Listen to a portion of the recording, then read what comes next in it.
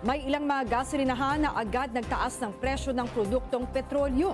Inisyuhan ng show cause order ng Energy Department ngayong araw. Kumuha tayo ng update mula kay JM Peneda. JM? Yes, Baan, ngayon nga ay higit 50 mga gasolinahan ang nabigyan ng show cause order ng Department of Energy. Ngayong araw yan dahil sa biglaan nilang pagtaas ng mga presyo ng produktong petrolyo na ibinebenta nila at hindi rin pagsunod dun sa itinakdang presyo ng ahensya. Kasama nga sa mga nasampula ng dalawang gasolinahan sa Quezon City na nitong weekend pa lang ay nagtaas na ng higit 70 pesos. Mismo mga opisyal ng DOE ang nagpunta sa mga gasolinahan para iabot ang show cause order para makapagpaliwanag sila.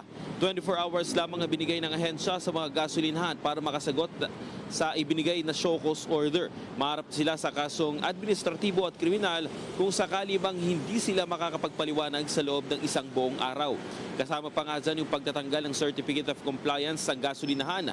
Ibig sabihin yan, posible silang maipasara kung walang sagot na matatanggap ang DOE. Paliwanag naman ng isa sa mga manager ng gasolinahan, tumaas na rin daw yung presyo ng krudo sa mga kinukuha na nilang supplier. Kaya nag-utos umano ang upper management na itaas na rin ang presyo ng kanilang ibinibentang mga produktong petrolyo. Ipapaalam rin daw niya na nagpunta nga ang DOE sa gasolinahan para agad na makasagot ang kanilang kumpanya.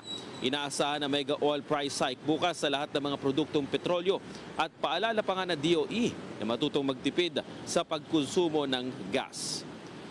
Kanina nga ay nagkaroon tayo ng pag-iikot doon sa mga ilang gasolinahan pa sa loob ng Quezon City at nakita natin paiba-iba yung presyo ng ilang mga gasolinahan dito. Pero tayo nakita kanina, nag-range lang ng 55 pesos hanggang 59 pesos yung diesel nila. Pagdating naman doon sa gasolina ay nasa 57 pesos.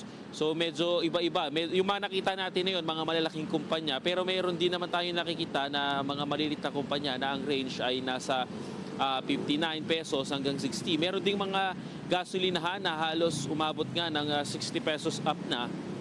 At yung gasolinahan nga na pinuntahan ng DOE kanina ay umaabot na ng 66 pesos. So yan yung mga pinapagpaliwanag ng DOE dahil nga sa biglaang pagtaas na ginawa nila dahil inaasahan nga na bukas pa yung mega oil price hike. Yan muna latest dito sa Quezon City. Balik sa iyo, Maan.